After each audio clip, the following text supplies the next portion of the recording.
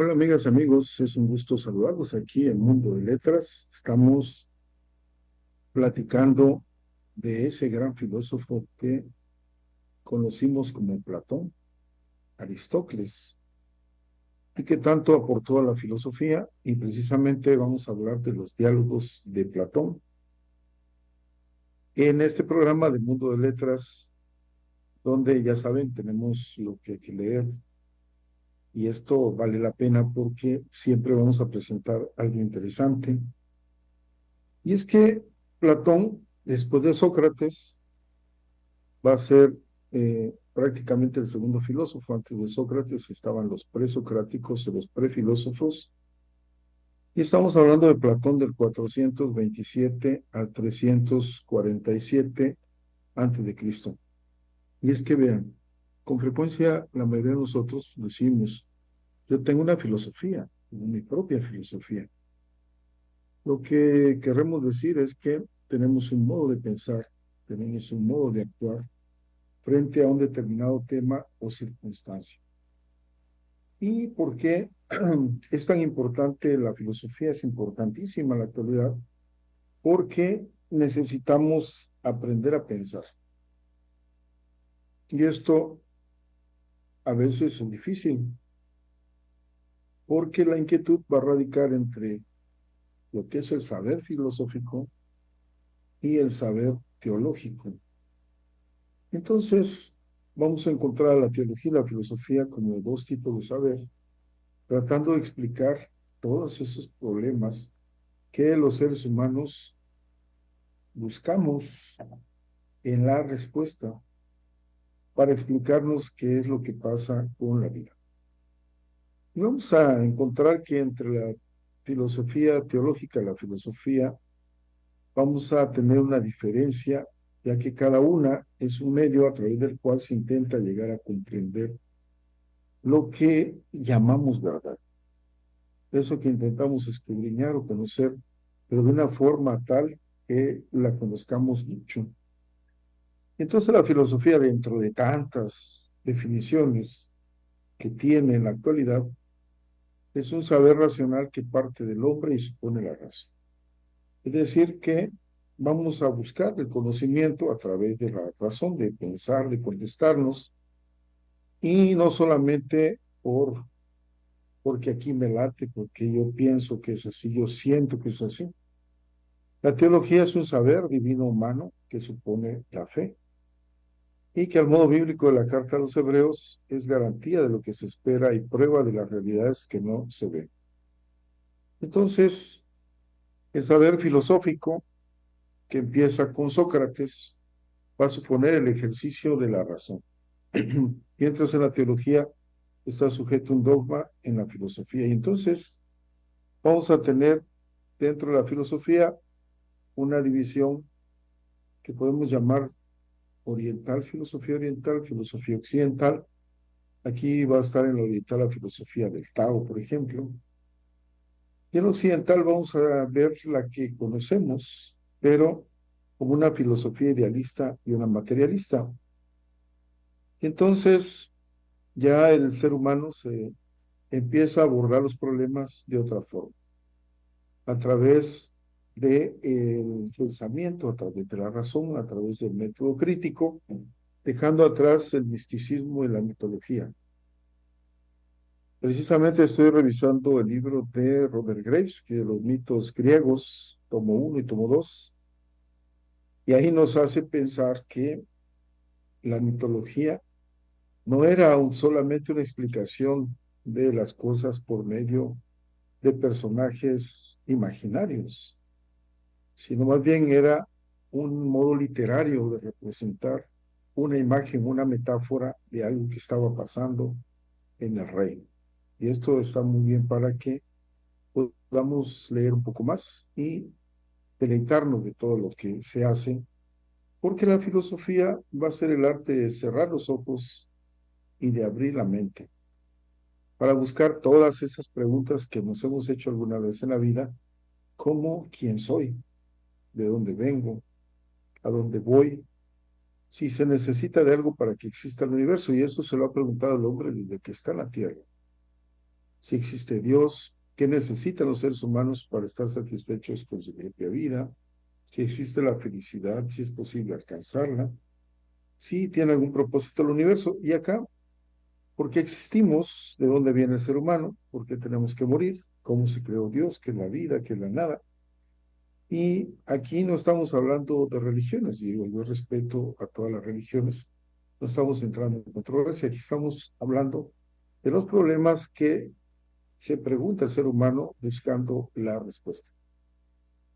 ¿Existe el destino? ¿Existe el infinito? ¿Qué es el tiempo? ¿Por qué pensamos, sentimos y creemos?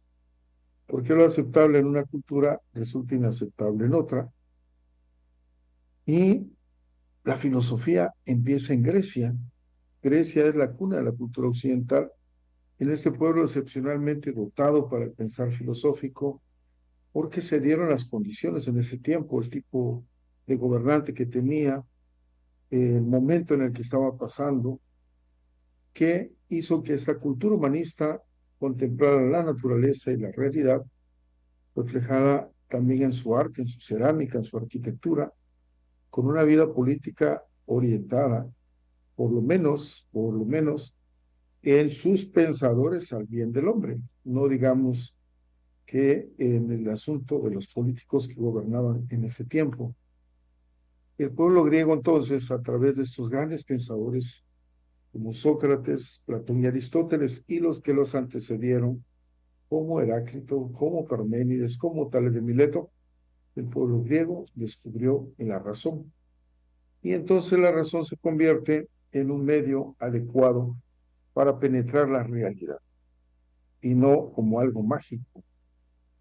Por este motivo se considera que la filosofía nace en Grecia y no en las culturas grandes que ya existían, las grandes culturas como la egipcia, la hindú o la cultura china, sino que van a ser en Grecia. Y es que para conocer la filosofía hay que hacer filosofía. De hecho, todos los seres humanos, hombres y mujeres, deberíamos aprender a filosofar desde niños. Es decir, a cuestionarnos las cosas, no para estar en contra de todo, no, sino para tener la explicación apropiada y entender mejor lo que está pasando con el ser humano, con la naturaleza, con el universo, porque la filosofía va a responder a la actividad más natural del hombre, que va a ser pensar.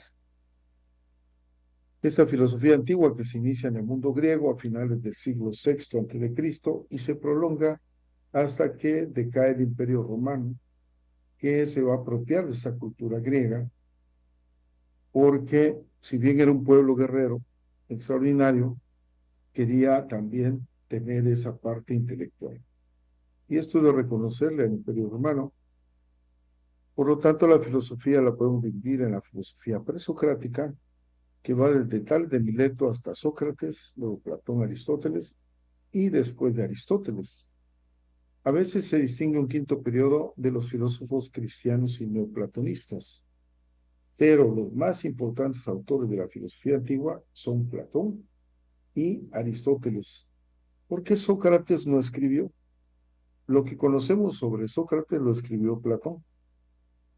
Y entonces los sofistas y Sócrates se van moviendo a través de una cuestión de habilidad.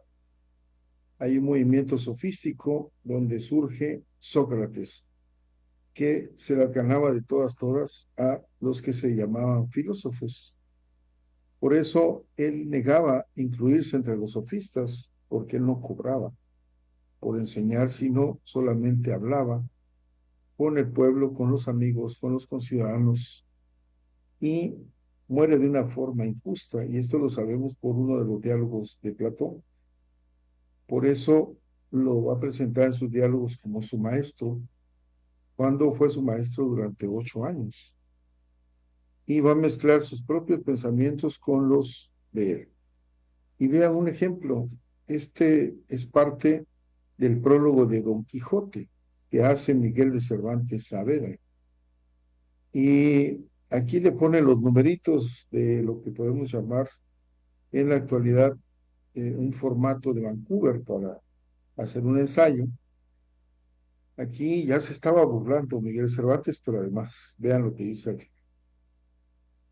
Y falta de toda jurisdicción y doctrina, sin acotaciones en las márgenes y sin anotaciones en el fin del libro, como veo que están otros libros, aunque sean fabulosos y profanos, tan llenos de sentencias de Aristóteles, de Platón y de toda la caterva de filósofos que admiran a los leyentes y tienen a sus autores por hombres leídos, eruditos y elocuentes. Estas son palabras de Miguel Cervantes Saavedra. Por eso Sócrates habla con sus ciudadanos y dice que la razón es el medio adecuado para poder penetrar la realidad. Y tiene su propio método que se llama el método de la ironía, y luego se va a valer de la mayéutica, tomando como ejemplo el oficio de su mamá, que era partera, para que preguntando, demos a luz las verdades. Y entonces suena muy interesante cómo va alumbrando, cómo las preguntas van alumbrando al ser humano, al discípulo, para encontrar esas respuestas. Porque la ignorancia o la nesciencia es el punto de partida. Yo solo sé que no sé nada, o solo sé que nada sé. La búsqueda se realiza con razón, y más que con razón, con la forma de pensar. Por lo tanto, es la razón un instrumento para penetrar la realidad. Es el resultado de esta búsqueda racional en el hallazgo de la realidad. Esta verdad no es creación de la mente, sino es un descubrimiento, y todo esto le trajo malos momentos a Sócrates. Le trajo malos momentos que lo condenan a morir tomando cicuta, que era un veneno, y realmente lo acusaron de corromper a la juventud, pero no estaba haciendo eso. La sinceridad y el valor emanaron siempre de su personalidad. Entonces, Sócrates no tenía miedo a morir, su labor la había hecho, y podría haber servido de epitafio sus propias y conocidas palabras. Dios me puso sobre la ciudad como el tábano sobre el caballo, para que no se duerma ni amodorre. Entonces repito esta frase: Dios me puso sobre la ciudad como el tábano sobre el caballo, para que no se duerma ni amodorre.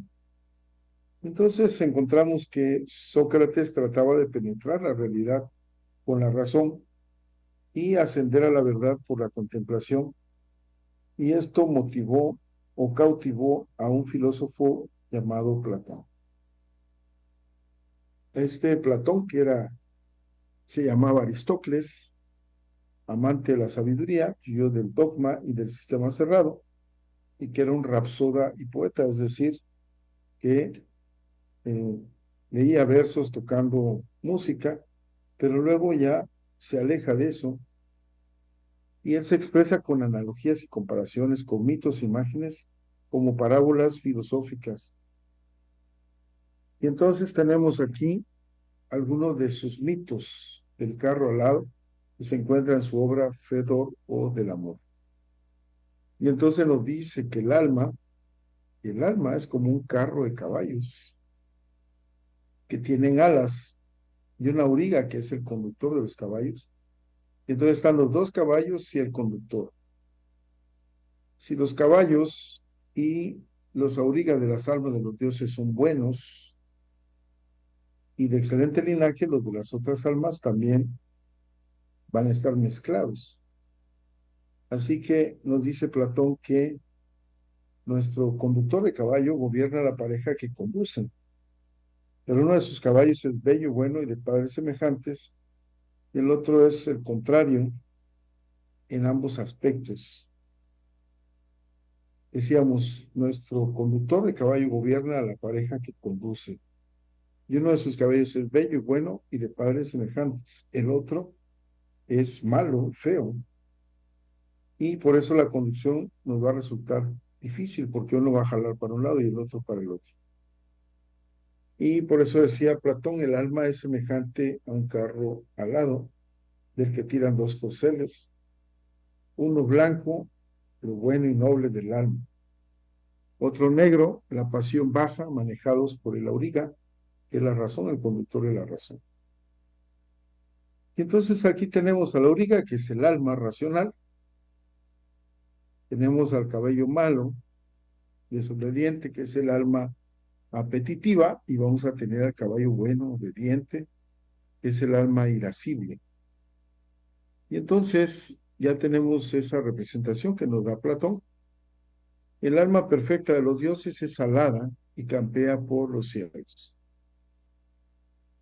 Y entonces el alma buena la va a seguir, pero si pierde las alas, cae a lo terrestre y se une a un cuerpo.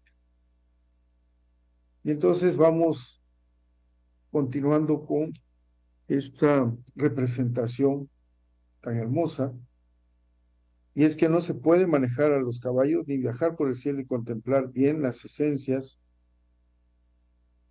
y de acuerdo a la contemplación de las ideas, puede encarnar en sabio, en ser justo, en político, en atleta, en adivino, en poeta, en artista, en obrero.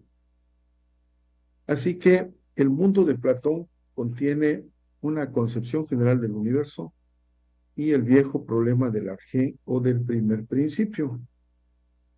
Y se va a complementar con uno de los mitos más famosos, que es el mito de la caverna. Y este mito de la caverna realmente está muy hermoso, como podrán ver, porque dice que el alma vivía en un cielo empíreo, puro, limpio, y esa alma ahí vivió hasta de encarnarse en un cuerpo y descender a este mundo. En este cielo de las ideas solo está la visión intelectual, es decir, en esa teoría de las ideas solamente está lo más excelso, lo mejor. En este lugar celeste el alma contemplaba las ideas. Y entonces aquí tenemos cómo esta teoría, vamos a ver la de la caverna, pero ustedes ven cómo la teoría de las ideas y los grados de conocimiento nos va a mostrar un mundo de imágenes, de sombras, de reflejos y cosas naturales, artefactos. Pero realmente el filósofo va a dudar que esto sea real, sino más bien va a ser una sombra o reflejo. Y entonces puede ser imaginación o conjetura o creencia, y esto sería la doxa o una opinión. Sin embargo, hay una esencia de lo que estamos viendo, y esto va a estar en el mundo inteligible. Entonces aquí vemos un ejemplo de una chica, geometría y cálculo par, impar, figuras y ángulos. Y allá está en el pensamiento discursivo, y cuando ya se analizan, se discuten, ya se conoce esto, ya es el mundo de la inteligencia y de la ciencia o episteme. Hay otra alegoría que es el símil del sol, que está en el libro sexto de la República, que hay que leerlo y seguirlo viendo poco a poco. Y entonces vamos a ver que nos va a hablar del símil del sol como un vástago del bien. ¿Y por qué los vemos? Las vemos porque tenemos el conocimiento y tenemos el sentido de la vista. Así que vamos a encontrar esta alegoría muy interesante que después les explicaré, porque para Platón, el mundo de las ideas, la idea es algo objetivo, universal, esencia pura, con una existencia purísima y perfecta en aquel lugar donde el alma vivió en un tiempo anterior. Y entonces, como una casa va a estar primero en la inteligencia del arquitecto y luego en la realidad. El alma cae del cielo a este mundo y se une a un cuerpo. Puede ser este un acto de pecado original.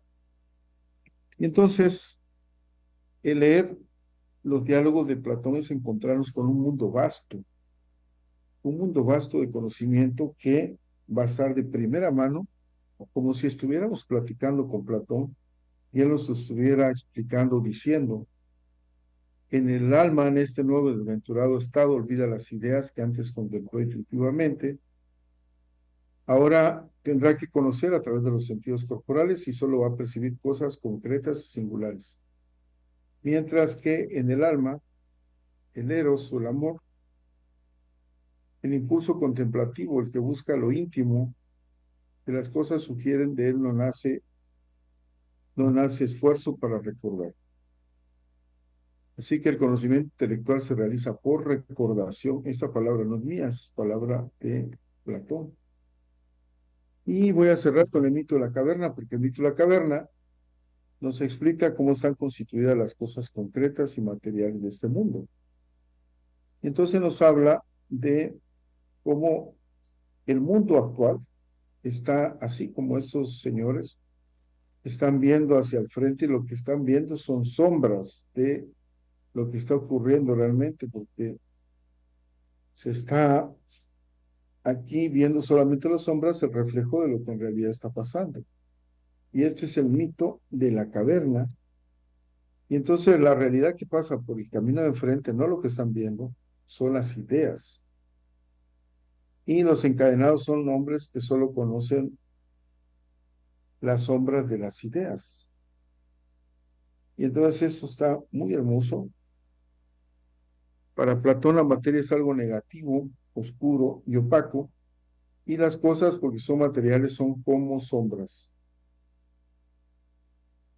Ahora, dentro de la ética de Platón, el fin último del alma que ha caído al mundo material y se ha encarnado en un cuerpo es purificarse la materia y elevarse a la contemplación de las ideas. Esto mencionaba Platón, librarse de las sombras y buscar lo que realmente es el conocimiento. Y para ello debemos tener fortaleza, templanza, prudencia, y entonces tendremos armonía o justicia. Así que, amigas y amigos, yo les invito a leer los diálogos de Platón, a que conozcamos mucho más de ese extraordinario pensador, de ese extraordinario filósofo. Solamente hay dos filósofos que han trascendido todos los tiempos. Uno de ellos es Platón y el otro su discípulo Aristóteles. Y por supuesto, Sócrates es el que divide prácticamente la filosofía, por lo que encontrarlos, verlos, es una dicha que a tantos años, más de 2400 años, todavía sigamos hablando de ellos y sigamos aprendiendo. Amigas y amigos, les deseo una excelente tarde. Los invito a seguir los noticieros en Ultimátum MX y la programación. El día lunes los invito a Línea Médica, el día miércoles a Guerreros de la Paz y el día viernes nos vemos aquí en Mundo de Letras. Y no se olviden de sonreír, estimados amigos. Cuídense mucho.